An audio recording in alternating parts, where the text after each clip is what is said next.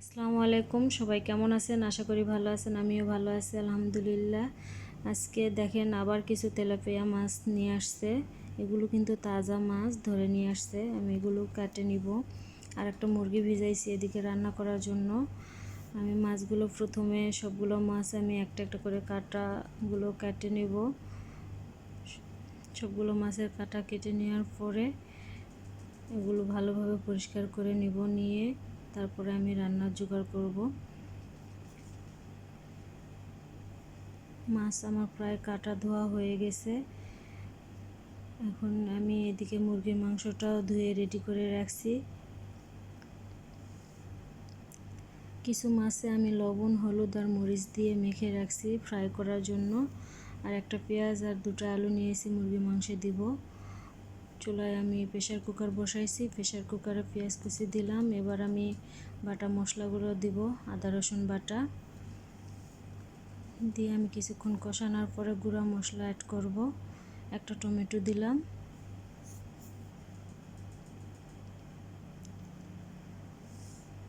হলুদ গুঁড়ো দিব 1 চামচ। তারপরে মরিচ গুঁড়া দিব 2 চামচ।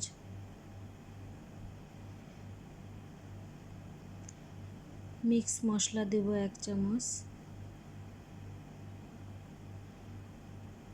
ধনিয়া গুঁড়া দিব 1 চামচ। দিয়ে মশলাগুলো ভালোভাবে কষায় নেব। একটা তেজপাতা, 2 টুকরো দারুচিনি, 2টা লং, 2টা গোলমরিচ আর কয়েকটা এলাচ দিলাম। দিয়ে মশলাগুলো কষানো হয়ে গেছে। এবার মাংসগুলো দিয়ে দেব। দিয়ে ভালোভাবে আমি নেড়েচেড়ে কষায় নেব।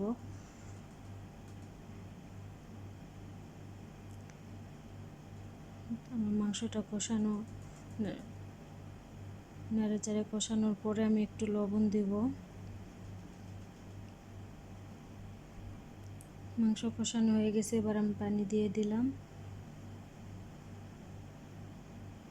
আমি প্রেসার কুকারের ঢাকনাটা লাগায়া আমি বেশি না 3টা সিটি দিয়ে নিব।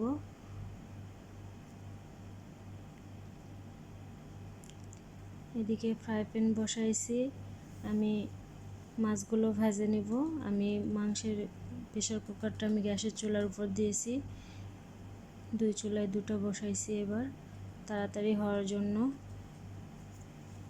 মাংসটা আমি কষায় নিতেছি। এবার আমি আলুগুলো দিয়ে দিব। দিয়ে আরও কিছুক্ষণ কষায় আলু সিদ্ধ হওয়া পর্যন্ত আমি জাল করে নিব। ততক্ষণে মাংসটাও ভালো হয়ে সিদ্ধ হয়ে যাবে। মাছগুলো ভাজা হয়ে গেছে। মাংসটা আমার প্রায় রান্না হয়ে গেছে দেখেন। এবার আমি একটু ভাজা জিরার গুঁড়া দিয়ে নামিয়ে নেব। মাশাআল্লাহ, অনেক সুন্দর কালার আসছে। আমার আজকের রান্না হয়ে গেছে। সবাই ভালো থাকবেন। আসসালামু আলাইকুম।